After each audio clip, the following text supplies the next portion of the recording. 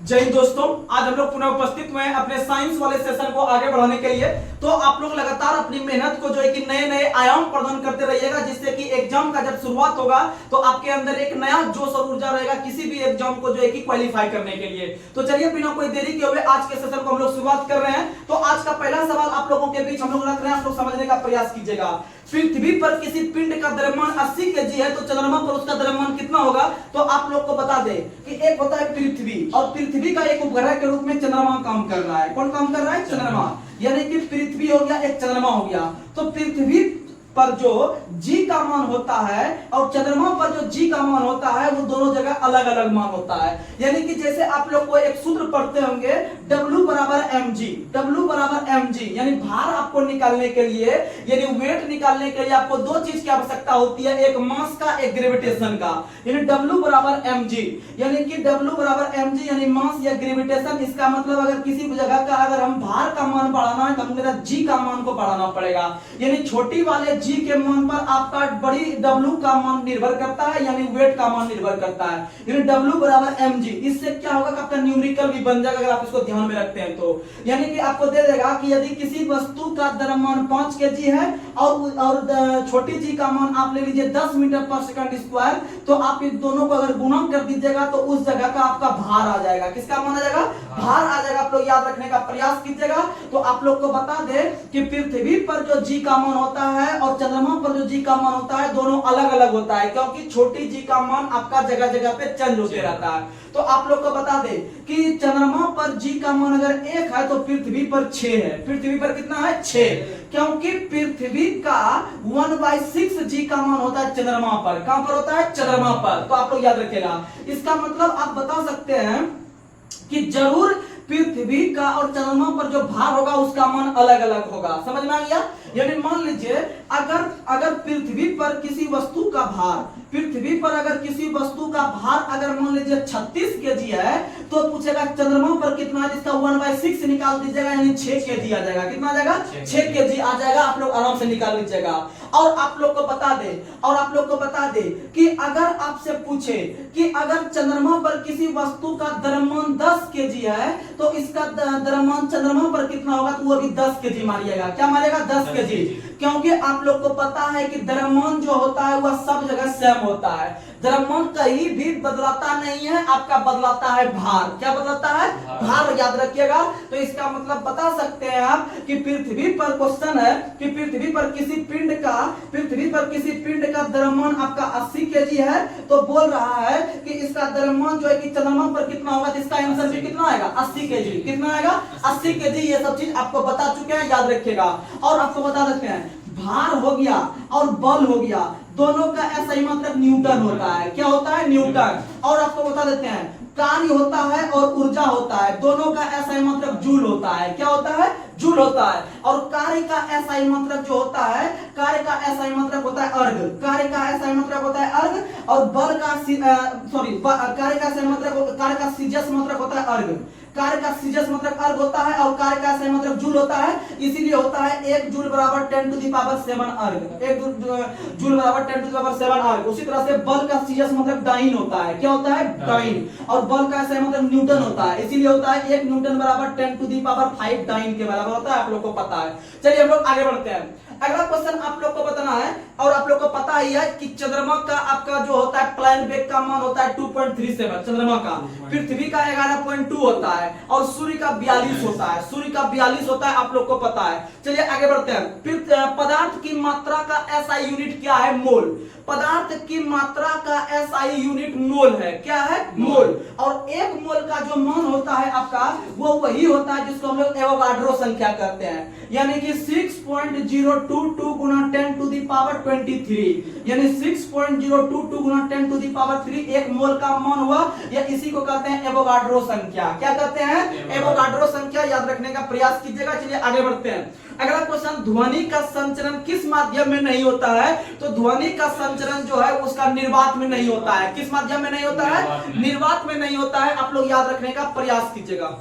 तो अगला क्वेश्चन, ध्वनि का संचरण किस माध्यम में नहीं होता है? तो ध्वनि का संचरण निर्वात में नहीं होता है। निर्वात में नहीं होता है। और आप लोग को बता दे कि निर्वात में आपका सिर्फ ध्वनि नहीं चल सकता है, लेकिन वहां पर प्रकाश चलता है, प्रकाश चलता है, क्योंकि निर्वात का मतलब होता है शून्य, निर्वात का मतलब होता है शून्य, और निर्वात में कोई माध्यम नहीं होता है, इसीलिए जो है कि ध्वनि नहीं जा सकता है, क्योंकि ध्वनि के चलने के लिए माध्यम की आवश्यकता होती है, माध्यम की आवश्यकता होती है, और प्रकाश चलने के लिए कोई माध्यम की आवश्यकता नहीं होती है, इसीलिए निर्वात में प्रकाश चलती है और निर्वात में ध्वनि नहीं चलती है। इसीलिए क्वेश्चन यहां पर आता है कि निर्वात में प्रकाश की चाल कितनी होती है, तो 3 × 10⁸ होती है, 3 × 10⁸ होती है, यानी 3 लाख के बराबर होता है आपका निर्वात में। आगे बढ़ते हैं, अगला क्वेश्चन आप लोग को बताना है कि सहजीवी संबंध का उदाहरण कौन है? लाइकेन। लाइकेन जो है एक प्रकार के सहजीवी संबंध का उदाहरण है, और लाइकेन जो होता है वह आपका किसका बीच का सहजीवी संबंध होता है? तो लाइकेन जो होता है कवक और शैवाल, कवक और शैवाल के बीच का सहजीवी संबंध लाइकेन कहलाता है, याद रखने का प्रयास कीजिएगा। और लाइकेन का अध्ययन लाइकेनोलॉजी कहलाता है, और लाइकेन शब्द का पहली बार प्रयोग थियोफ्रेस्टस ने किया था, थियोफ्रेस्टस जो कि वनस्पति विज्ञान के पिता के रूप में जानते हैं। और लाइकेन जो होता है एक प्रकार से आपका क्या होता है? तो लाइकेन एक प्रकार से आपका वायु के अंतर्गत, अगर आपका प्रदूषण ज्यादा हो गया तो वहां पर लाइकेन नहीं उगते हैं, यानी एक प्रकार से वो जो है कि प्रदूषण को चिन्हित करने वाला पदार्थ है। आगे बढ़ते हैं, कंप्यूटर का मस्तिष्क कैसे कहा जाता है? सीपीयू। कंप्यूटर का मस्तिष्क सीपीयू को कहा जाता है, और कंप्यूटर का याददाश्त रैम को कहा जाता है।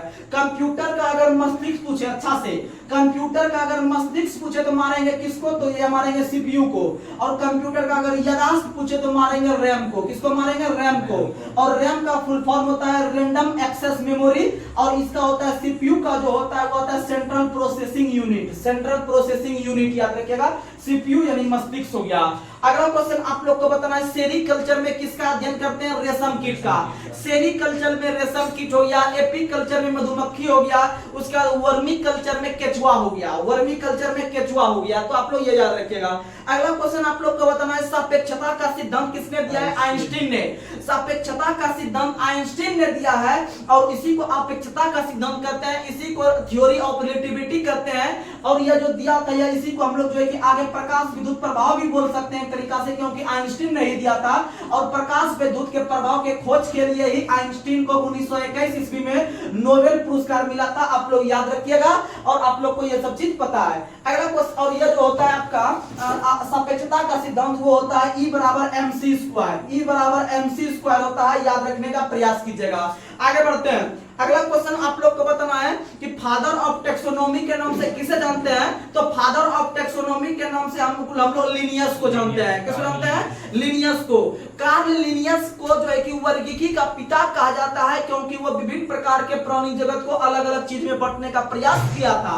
और कार्ल लिनियस के द्वारा लिखा गया एक पुस्तक बहुत फेमस है, जिसका नाम है आपका system of nature. System of nature, system of nature पुस्तक के लेखक कार्ल लिनियस है, याद रखिएगा, बहुत अच्छा क्वेश्चन है। और सिस्टम ऑफ नेचर में ही उन्होंने विभिन्न प्रकार के पशु पक्षी जगत को वर्गीकृत किया था।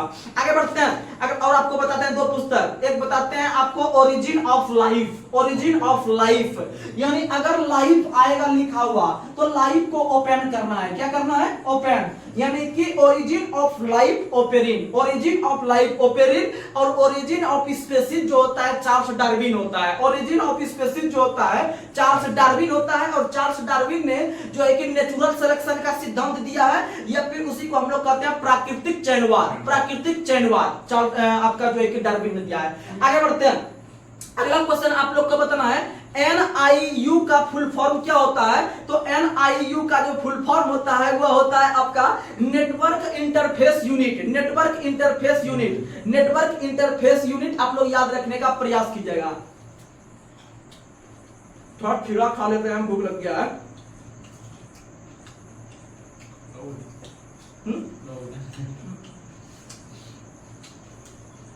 तो आप लोग भी बीच बीच में पानी पीते रहिएगा, क्योंकि कंटेंट में दम है।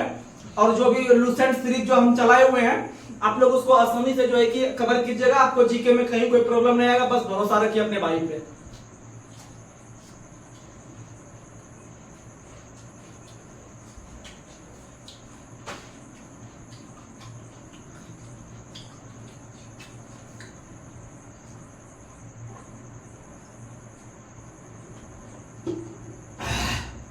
चलिए आगे बढ़ते हैं। अगला भी आपको फुल फॉर्म हम बताए थे NIU का फुल फॉर्म। N से मतलब नेटवर्क समझ लीजिएगा, I से इंटरफेस, U से समझ लीजिएगा यूनिट। एक और आपको फुल फॉर्म बताते हैं, इंटरफेस करके आता है भीम का फुल फॉर्म। जैसे आप लोग भी चलाते हैं फोन पे, गूगल पे, पेटीएम, एटीएम जो चलाते हैं, उसी में से पहले वो भीम चलता था। भीम का फुल फॉर्म होता है Bharat interface for money. Bharat BS से भारत, I से इंटरफेस, M से मनी। और इस भीम को अपनाने वाला विश्व का जो पहला देश ऐसे भारत बना ही था, भीम भारत ने शुरू किया है। लेकिन भारत का जो भीम ऐप का जो शुरुआत दूसरे देश में किया था पहली बार भूटान ने। किसने किया था? भूटान ने, याद रखिएगा भूटान ने। आगे बढ़ते हैं। अगला क्वेश्चन आप लोग को बताना है, सेब में फायर ब्लाइट रोग जो होता है किसके द्वारा? तो सेब में फायर ब्लाइट रोग होता है बैक्टीरिया से, यानी जीवाणु से। किससे होता है? जीवाणु से। और सेब को, इसी को हम लोग आपका जो फायर ब्लाइट है, इसी को हिंदी में कहते हैं अग्नि निर्जा रोग। सेब में अग्नि निर्जा रोग होता है, याद रखिएगा। और सेब में मैलिक अम्ल मिलता है। और गर्भवती महिलाओं को सेब वगैरह खाने की सलाह दी जाती है, क्योंकि उसमें लोहा वगैरह की मात्रा अधिक रहती है और कैल्शियम का।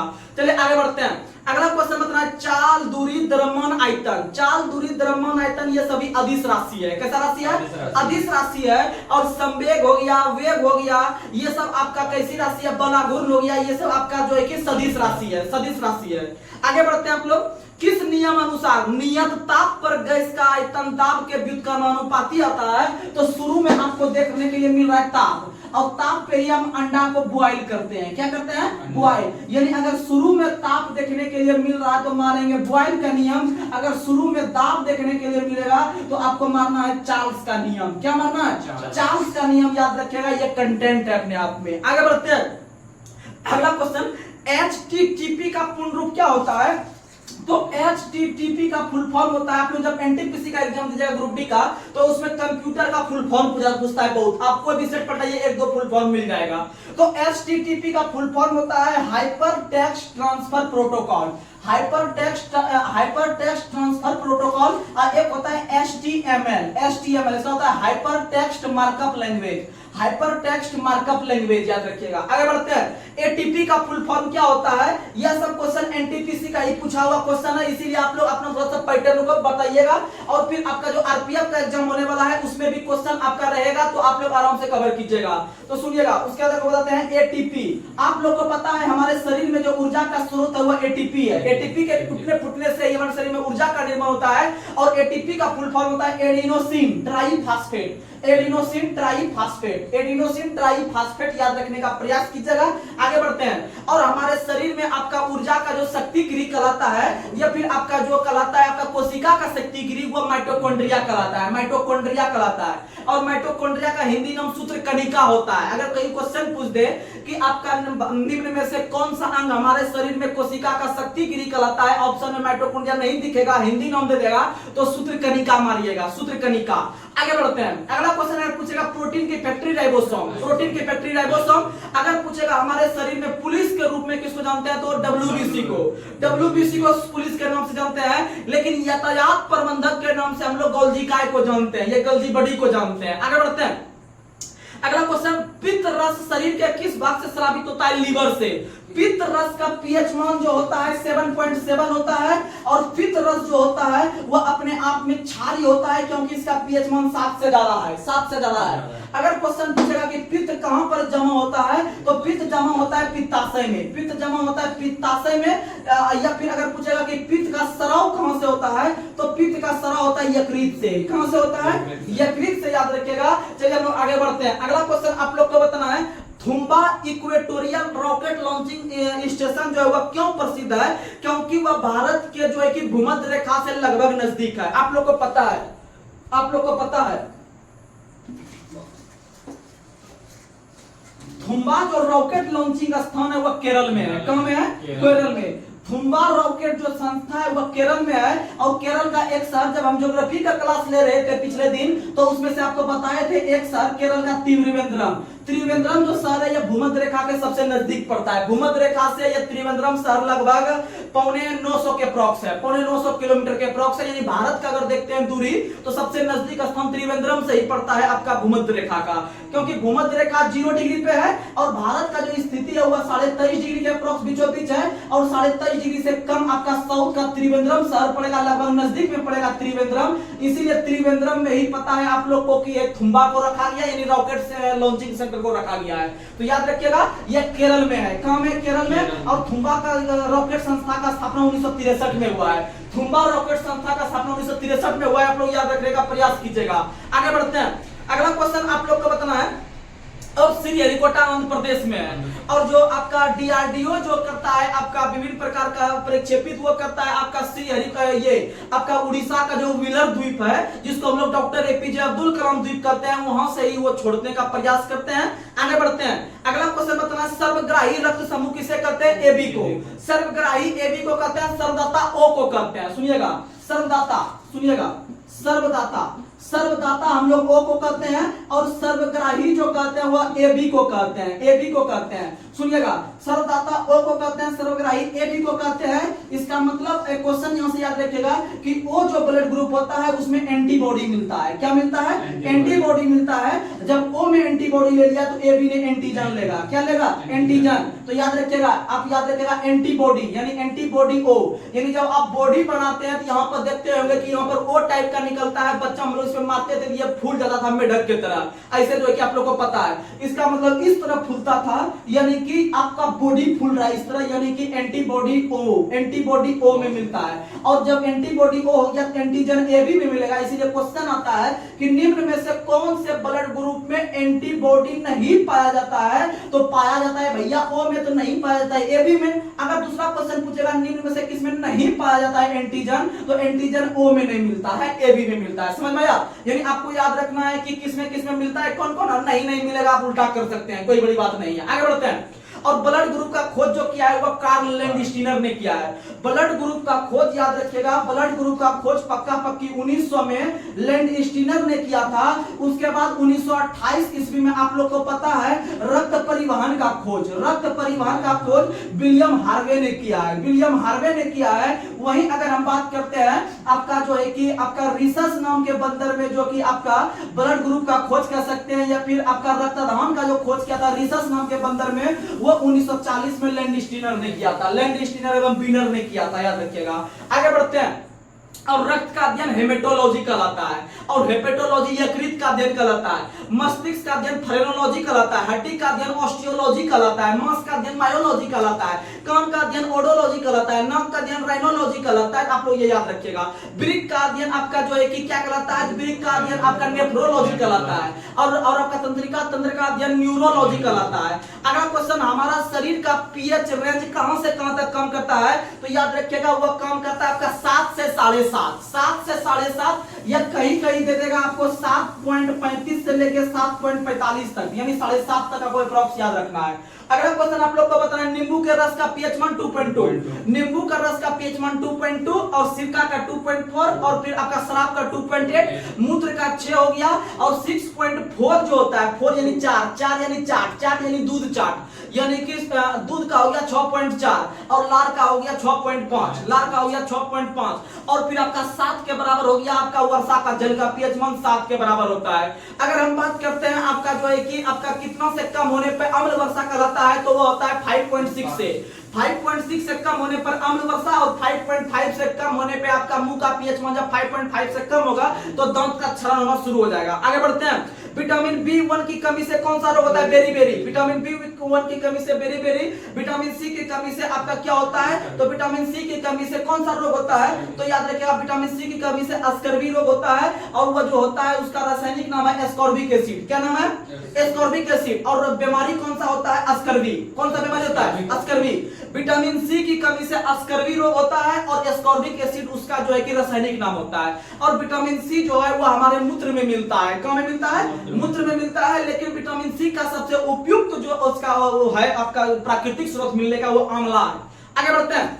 अगला क्वेश्चन बताना, पाइथन एक क्या है? प्रोग्रामिंग लैंग्वेज है। पाइथन एक प्रकार का प्रोग्रामिंग लैंग्वेज है, और आपको बता देते हैं सी हो गया, प्लस प्लस हो गया, सी हो गया, सी प्लस प्लस हो गया, या फिर आप लोग को पता है फोर्ट्रॉन हो गया, या फिर आप लोग को पता है 1973 ईस्वी में एक आपका लैंग्वेज आया था जिसका नाम है आपका क्या? तो उसका नाम है आपका जो है कि बोरलॉग और पोरलॉग नाम हो गया, पोरलॉग। ये सब आपका कंप्यूटर की भाषा है, ये सब कंप्यूटर की भाषा याद रखिएगा। आगे बढ़ते हैं। चूने के पानी का सूत्र क्या होता है, चूना का पानी यानी चूना में पानी यानी कि उसमें जल घुस गया यानी CaOH का होल 2 यानी कि बुझा हुआ चूना और बुझा हुआ चूना जो है कि यानी कि जल वाला स्लिप करता है यानी सलेक्ट लाइन। समझ में आ गया? आप लोग जो लगातार होते होंगे उनका मजा आ रहा होगा, हकीकत यही है। और बिना बुझा हुआ CaO वो हो गया सोडा लाइन, जिसको हम लोग बखड़ा चूना भी करते हैं। आगे बढ़ते हैं। अगला क्वेश्चन आप लोग बताइएगा, बिग बैंग सिद्धांत किसने दिया है? तो big bang theory F George Lemaitre ने दिया है। आप लोग को पता है कि हमारे पूरे ब्रह्मांड का जब बनावट हो रहा था तो उसके बनावट के संदर्भ में सबसे बेस्ट थ्योरी जो है कि आखिर कैसे हमारे ब्रह्मांड का निर्माण हुआ प्रारंभ के समय में, तो सबसे बेस्ट थ्योरी है आपका बिग बैंग थ्योरी। बहुत इंपॉर्टेंट है बिग बैंग थ्योरी जो है कि बहुत इंपॉर्टेंट है। यह दिया था आपका एफ जॉर्ज लेमेंथेयर ने। और बिग बैंग थ्योरी सबसे परफेक्ट है। हमारे ब्रह्मांड के निर्माण कैसे हुआ है, नहीं हुआ है, और आज भी हमारे ब्रह्मांड का प्रसार हो रहा है, यह बताने वाला वैज्ञानिक या खगोलविद जो था वह एडविन हब्बल है। याद रखिएगा, एडविन हब्बल। ये क्वेश्चन एग्जाम के पैटर्न से बहुत अच्छा है। आगे बढ़ते हैं। अगला क्वेश्चन आप लोग को बताना है कि सिलिकॉन और जर्मेनियम किस प्रकार का तत्व है? तो वह सेमीकंडक्टर है सिलिकॉन जर्मेनियम। और सिलिकॉन का जो प्रयोग किया जाता है वह आपका किसमें, सौर सेल में सिलिकॉन का प्रयोग किया जाता है। और सिलिकॉन घाटी के नाम से बेंगलोर को जानते हैं। और सिलिकॉन जो होता है उसका परमाणु संख्या 14 होता है और सल्फर का 16 होता है, दोनों कंफ्यूजन होता है। अगला क्वेश्चन आप लोग को बताना है, पॉलीथीन किसका बहुलक है? एथिलीन का। पॉलीथीन जो बनता है वह एथिलीन से बनता है। किससे बनता है? एथिलीन से बनता है। आगे बढ़ते हैं। आप लोग को बताना है कि मायोपिया को कौन से लेंस के द्वारा दूर किया जाता है? अवतल लेंस से। मायोपिया को अवतल लेंस से दूर किया जाता है। अगला क्वेश्चन बताइएगा, मेरुरज्जु जो जुड़ा हुआ होता है मस्तिष्क से, मेरुरज्जु मस्तिष्क से जुड़ा हुआ रहता है, याद रखिएगा। और मेडुला ऑब्लिगेंटा आपका सबसे पीछे वाला हिस्सा होता है जो कि आपका शराब उल्टी वगैरह को नियंत्रित करता है। और जो आपका जो पीछे का हिस्सा होता है मेडुला ऑब्लिगेंटा जो होता है वह सबसे महत्वपूर्ण हिस्सा होता है। और वह जो है कि 3 हिस्सा में से सबसे पीछे वाला यानी पश्च मस्तिष्क का हिस्सा होता है। आगे बढ़ते हैं। अगला क्वेश्चन, कोशिका का खोज रॉबर्ट हुक ने किया है 1665 में। कब किया है? 1665 में। आगे बढ़ते हैं आप लोग। अगला क्वेश्चन, चूने का पानी में कौन सी गैस प्रभावित करने पर दूधिया हो जाता है? Carbon dioxide. देखिए आप लोग को थोड़ा ये आपका लो लेवल का क्वेश्चन लग रहा होगा, ये सब क्वेश्चन अभी जो कर रहे हैं फिलहाल, लेकिन कोई भी एग्जाम में बैठिए आपको बहुत सारा क्वेश्चन इजी लेवल का रहेगा और आपको वो क्वेश्चन गलती अगर कर दीजिएगा तो आप बाहर हो जाइएगा, इसीलिए थोड़ा क्वेश्चन आपको हाई लेवल का भी रख रहे हैं। आगे बढ़ते हैं। अगला क्वेश्चन बताना है, बरगद का वैज्ञानिक नाम क्या है? तो बरगद का वैज्ञानिक नाम फाइकस बेंडालेसिस है। बरगद का वैज्ञानिक नाम फाइकस बेंडालेसिस हो गया। आपका हाथी का वैज्ञानिक नाम एलिफास इंडिका हो गया। उसके बाद आपका जो है कि टाइगर का वैज्ञानिक नाम आपका हो गया टाइग्रिस हो गया। उसके बाद अगर आपसे पूछे कि कमल का वैज्ञानिक नाम, तो कमल का वैज्ञानिक नाम नेलेम्बो न्यूसिफेरा गार्टन हो गया। अगर पूछेगा आपका जो है कि राष्ट्रीय जल जीव डॉल्फिन का वैज्ञानिक नाम, तो प्लाटानिस्टा गंगेटिक हो गया। अगर आपसे पूछे कि भारत के अंदर में जो आपका गाय है या फिर गाय का वैज्ञानिक नाम बॉस इंडिकस हो गया गाय का वैज्ञानिक नाम। आम का हो गया मैंगीफेरा इंडिका, आप याद रखिएगा। आगे बढ़ते हैं। अगला क्वेश्चन आप लोग को बताना है। अगला क्वेश्चन, यूआरएल का फुल फॉर्म। यूआरएल का मतलब है यू से यूनिफॉर्म, आर से जो है रिसोर्स, एल से लोकेटर। यूनिफॉर्म रिसोर्स लोकेटर याद रखिएगा। लिख देते हैं uniform resource locator. Uniform resource locator. आगे बढ़ते हैं। अगला क्वेश्चन आप लोग को बताना है, हेपेटाइटिस रोग किससे होता है? विषाणु से। हेपेटाइटिस यकृत को प्रभावित करता है, वह वायरस से होता है। अगला क्वेश्चन आप लोग को बताना है, विषाणु जो होता है वह किससे होता है? वायरस से। विषाणु सॉरी आपका जो चेचक बीमारी होता है वह वायरस से होता है। चेचक बीमारी किससे होता है? वायरस से होता है। और आप लोग को पता है कि भारत जो है वह चेचक मुक्त राष्ट्र घोषित किया गया है, आप लोग को पता है। अगला क्वेश्चन, सूर्य का चमकीला स्तर क्या कहलाता है? तो सूर्य का चमकीला सतह जो कहलाता है वो फोटोस्फीयर कहलाता है। क्या कहलाता है? फोटोस्फीयर कहलाता है, यानी प्रकाश मंडल कहलाता है, याद रखिएगा। अगला क्वेश्चन आप लोग को बताना है कि छोटी आंत में में उंगलीनुमा संरचना को क्या कहते हैं? विली। क्या कहते हैं? विली। छोटी आंत की लंबाई जो है कि बहुत अधिक होती है हमारे शरीर में। अगर पाचन का दृष्टिकोण देखें, अगर 5 मनुष्य के शरीर में जो पाचन की क्रिया होती है वो 5 जो है कि प्रक्रिया से होकर गुजरती है। 5 प्रक्रिया में से जो सबसे लंबा सहायता करने वाला अंग का नाम है, वह अंग है आपका कौन सा? छोटी आंत। छोटी आंत जिसको हम लोग स्मॉल इंटेस्टाइन करते हैं, जो कि 3 भागों में बटा हुआ होता है। आप लोग को पता है जेजुनम इलियम करके होता है, 3 भाग में बटा हुआ होता है। तो ये सबसे लंबी होती है और छोटी आंत में भोजन का पाचन अंतिम रूप से वहां पर क्लियर हो जाता है, याद रखिएगा। और छोटी आंत का जो उंगलीनुमा संरचना होता है उसको हम लोग विली कहते हैं, विली कहते हैं, याद रखिएगा। अगला क्वेश्चन आप लोग को बताना है, किस उपकरण की सहायता से पेड़ पौधों में वृद्धि की गणना करते हैं? ऑक्जेनोमीटर। ऑक्जेनोमीटर से हम लोग पेड़ पौधों में वृद्धि की गणना करते हैं। वहीं अगर हम बात करते हैं कि आपका किसी भी वृक्ष का जो आयु ज्ञात करते हैं वलय को गिनकर, वलय को गिनकर, याद रखेगा। यानी हम लोग जो कहते हैं पुराना वृक्ष जो रहता है उसमें अगर ऐसे करके साल साल हो जाता है, इसी को गिनकर हम लोग जो है कि उसका ज्ञात करते हैं आयु, यानी कितना वर्ष का वो पेड़ है। आगे बढ़ते हैं। अगला क्वेश्चन आप लोग को बताना है, किस पीढ़ी के कंप्यूटर में वैक्यूम ट्यूब का प्रयोग किया गया था? तो वैक्यूम ट्यूब का प्रयोग किया गया था पहला में, दूसरा में ट्रांजिस्टर, तीसरा में आईसी चिप्स, तीसरा में आईसी चिप्स। और आईसी चिप्स का आविष्कार जेएस किल्वी ने किया था। और ये सब क्वेश्चन जो भी पूछ रहे हैं ना, ये सब क्वेश्चन एनटीपीसी के लेवल का क्वेश्चन है, बस वहीं पर डलाता है क्वेश्चन, याद रखिएगा। तो आप लोग का धीरे धीरे याद होगा, क्योंकि एनटीपीसी का जो वैकेंसी लगभग आपका ग्रुप टी का अक्टूबर में आएगा, ये लगभग आपको अगस्त में देखने के लिए मिल जाएगा, जुलाई अगस्त के लास्ट तक में आपको देखने के लिए मिल जाएगा एनटीपीसी। इसीलिए आप लोग लगातार मेहनत करते रहिए। आगे बढ़ते हैं। अगला क्वेश्चन आप लोग को बताना है, गोल दर्पण के सेंटर पॉइंट को क्या कहते हैं? तो गोल दर्पण के सेंटर पॉइंट को ध्रुव कहते हैं। क्या कहते हैं? ध्रुव कहते हैं, या इसको पोल कहते हैं, याद रखने का प्रयास कीजिएगा। अगला क्वेश्चन आप लोग को बताना है कि अगला क्वेश्चन बताइएगा कि इंटेल i9 क्या है? Micro processor. Intel i9 micro processor है। और माइक्रो प्रोसेसर जो है वो 4th पीढ़ी का कंप्यूटर है। माइक्रो प्रोसेसर 4th पीढ़ी का कंप्यूटर है, याद रखिएगा। अगला क्वेश्चन आप लोग को बताना है, अगला क्वेश्चन, जल का हिमांक बिंदु कितना होता है केल्विन में? तो जल का हिमांक बिंदु यानी जमता जो है वो 273.15 केल्विन पे जमता है। और सेल्सियस में जमता है 0 पे, सेल्सियस में जमता है 0 पे। और फारेनहाइट में कितना पे जमता है? तो 32 पे जमता है फारेनहाइट में, क्योंकि ये जो होता है आपका F-32/180 होता है। यानी कि फारेनहाइट जो जम रहा है वो 32 डिग्री फारेनहाइट पे जम रहा है। और जब उबलेगा तो दोनों को जोड़ के मारेंगे 212 डिग्री फारेनहाइट पे उबलता है जल, याद रखिएगा। ये क्वेश्चन होता है। और इधर जो हम सेल्सियस में देखते हैं, ये देखते हैं C-0/100, यानी कि सेल्सियस में जो जल जमता है 0 डिग्री सेल्सियस पर, और उबलेगा तो दोनों को जोड़ देंगे, यानी उबलेगा 100 डिग्री सेल्सियस पे। समझ में आ गया? आगे बढ़ते हैं। अगला क्वेश्चन, न्यूटन के किस गति नियम को आपका जड़त्व का नियम कहते हैं? प्रथम गति नियम को जड़त्व का नियम कहते हैं, गैलीलियो का नियम कहते हैं, लॉ ऑफ इनर्शिया कहते हैं, आप लोग याद रखिएगा। और न्यूटन के प्रथम गति नियम से आपका बल का परिभाषा मिलता है, और बल का व्यंजक न्यूटन के दूसरे गति नियम से F बराबर ma मिलता है, F बराबर ma मिलता है। लेकिन जब इसको हम समीकरण के रूप में देखते हैं, तो पहला समीकरण आपको हम बता चुके हैं, v बराबर u प्लस माइनस at होता है। दूसरा जो होता है s बराबर ut plus minus half at square होता है। और तीसरा जो होता है v बराबर होता है u स्क्वायर माइनस 2as होता है, प्लस माइनस करके ये चीज आपको हम बता चुके हैं। और चौथा जो आपको सूत्र बताए थे हम कि 90 सेकंड में तय की गई दूरी, इसके लिए बताए थे Sn बराबर बताए थे u plus half a into 2t minus 1 बताए थे, बताए थे। तो आप लोग याद रखने का प्रयास कीजिएगा ये चारों चीज। उसके बाद हम लोग आगे बढ़ते हैं। अगला क्वेश्चन आप लोग को बताना है, चींटी के डंक में कौन सा अम्ल? मेथोनोइक अम्ल। चींटी के डंक में मेथोनोइक अम्ल, गेहूं में ग्लूमेटिक अम्ल। उसके बाद फिर आप लोग को पता है कि मैलिक अम्ल हो गया, सेब में, मक्खन में ब्यूटरिक अम्ल हो गया, आप लोग को पता है इमली में टार्ट्रिक हो गया, टमाटर में और पालक के साथ में ऑक्जेलिक अम्ल हो गया, ये सब क्वेश्चन पता है। और फिर गेहूं में बेंजोइक अम्ल हो गया, ये भी पता है। तो चलिए आज के सेशन को हम यहीं पर समाप्त कर रहे हैं।